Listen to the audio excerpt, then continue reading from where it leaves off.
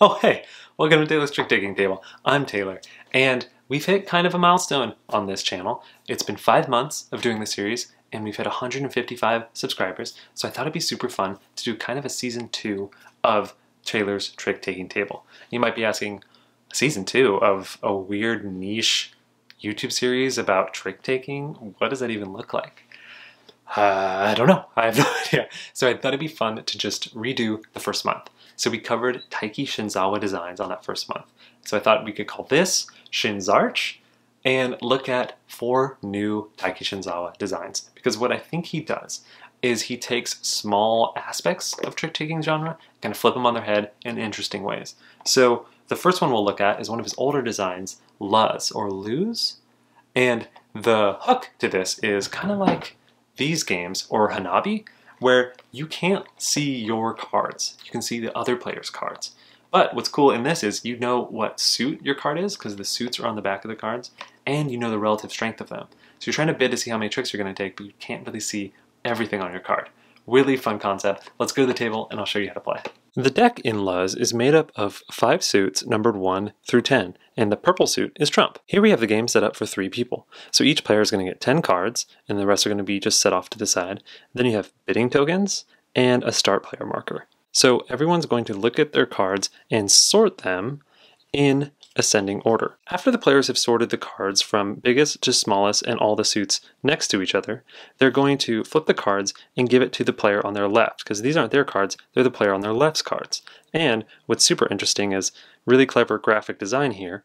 All the suits have greater than symbols hidden in the backs of the cards. So when the player is going to get their cards face down, they're going to know that the left is going to be greater than the right. So now after every player has passed their sorted hands, the players will, like in Hanabi maybe, they'll lift up their cards and they'll show everyone else their cards. They'll fan it out so everyone can see their numbers, but all they can see is the backs of their cards.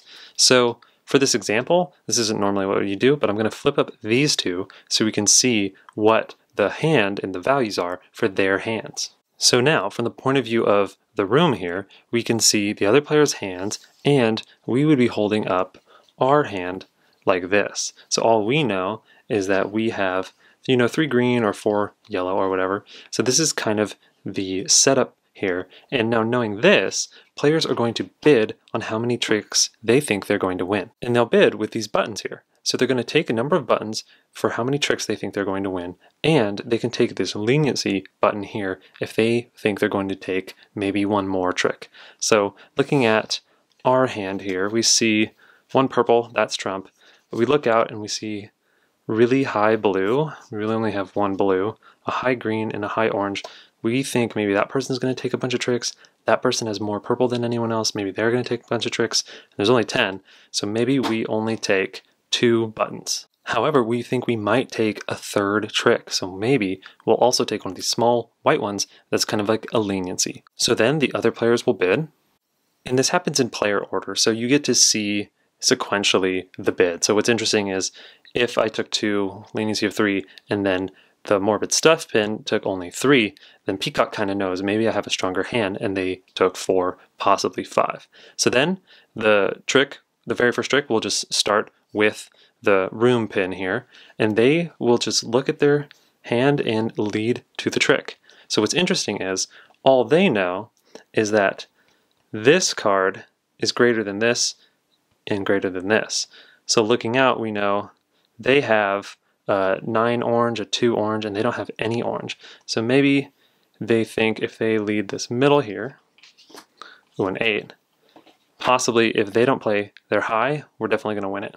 So then Morbid Stuff thinks they don't have a chance beating that, so they'll play their low just to slough it off. Turns out they don't know that they could have beaten it, but they'll just play that. And then the Peacock here will short suit themselves in yellow. So then we'll take the trick and we'll get 1 trick. And we kind of have just kept this red as a marker of how many tricks you've won, and we count up toward the right. There isn't too good of a system. I think other Shinzawa games have a better button system, but this definitely works for what it is. So then we discard the trick and then lead to the next trick. And everything else is pretty simple from there on out. So if I lead yellow, the Morbid Stuff has to follow suit yellow, and then if Peacock here plays a purple, they'll trump it, so they will win that trick. And it'll flow until all the 10 tricks are played. And after they take the trick, let's fast forward to show how scoring works. So fast forwarding to the end here, we see that the room pin has won 4 tricks. So they thought they were going to win 2, maybe 3, and they overshot. So the scoring is, you would get negative 10 points for every trick you were off. So they thought they were going to get 2, possibly 3. So they go off 3, they were 1 off. So the room here got negative 10 points. Then, looking at Morbid Stuff over here, they were also off 1, so they're also minus 10 points. If they had gotten their bid of exactly 3, then they would have gotten 40 points. If you hit your bid no matter what, you get 40 points. So even though they bid 3, it's not like they get 30, you just get 40 points for hitting your bid. That's if you don't take one of these lenience tokens. If you do, like over here, you would get 20 points for hitting your bid. So since they got 4, they got 20 points. If they would have gotten 5, they also would have gotten 20 points. And it's kind of just a base thing, so it's not how many tricks you win, it's just if you hit your bid with the leniency, you would get 20 points. So that is one hand, and you just play hands equal to player count, so 2 more in a 3-player game, and whoever has the most points at the end wins. So that is Luz, or Lose, and I liked it. I think it took the idea of not being able to see your cards and went an interesting direction with it. It gave you a lot of information back, actually, so you can see the suit of your cards, you can see the relation of strength to each other, and the fact that you can see 2/3 or 3/4 of the other hands at the table, you do get a good sense of what your cards are. And I thought the bidding was probably almost the most information you have in a game for bidding, just because you know so much of the table. So it was really cool to bid with that amount of information. A thing I loved about the bidding too is that you could be the last person in the bid, and since it's sequential, you have just an insane amount of knowledge because you know you're looking at what someone's bid is when they've already seen your cards and the other person's cards, and then the next person's bid where they've seen everyone else's cards. So when it comes to you, if you're like the last person in the bidding, you have just like an insane amount of knowledge. The one hook in the bidding is that so many cards are set aside, and I think that's necessary just because there's so much information on the board. At a 3-player game though, you set aside like 20 cards, so your hand can really be anything. I've had hands where like there was only 1 trump in everyone's hand. So it's interesting how the game can really fluctuate. The state of the game can really be different. A note about the graphic design, and I think it's just absolutely genius, but the suits having greater than symbols built in, you know, like this music note or this Pac-Man mouth, is just so brilliant. The first game we played, we didn't know that, and we were like, man, this would benefit from being told that your that your cards are greater to the left, not realizing the suit thing. So it was one of those things where it was kind of like staring at us in the face, but I love that it's subtle too.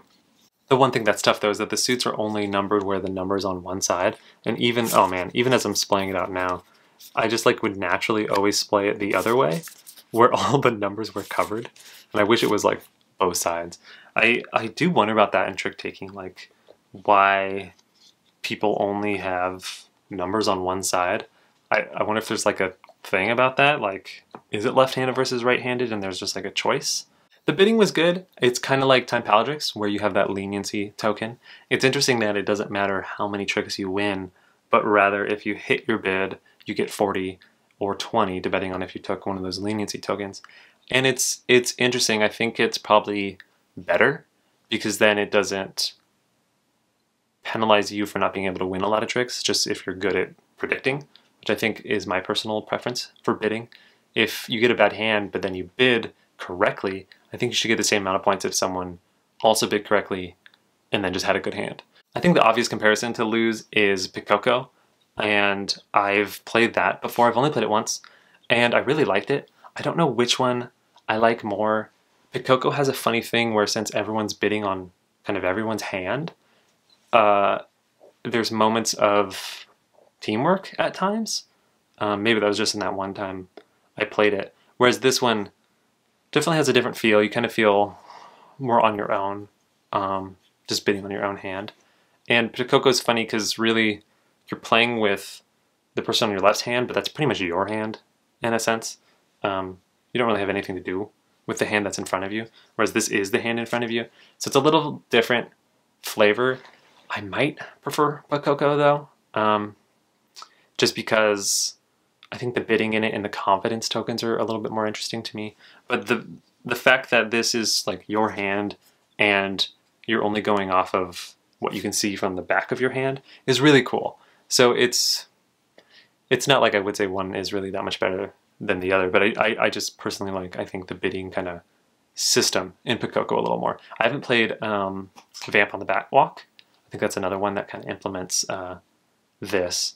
And I've heard really good things, but I think it's another situation where your hand is your hand, and then the suits on the back kind of indicate what that card is for you. So that is Luz, and it's another Taiki Shinzawa twist on the trick-taking genre. It's kind of what we've come to expect from him, and it was fun. I think I like his other twists a little bit more, and I don't know if it's just because the idea of not seeing your cards isn't as interesting to me as being able to play like out of order or like play the same trick over and over, like Zimbabwe Trick or Time Pala Tricks. But if you like this idea, if you like not being able to see your hand, but see other people's hands and bidding on so much information, I think you should check this out. It's probably tough to find and tough to make because of the backs of the suits. But if you ever do get a chance and like this idea, it sounds interesting to you, definitely check it out. It is fun. And thanks so much for watching.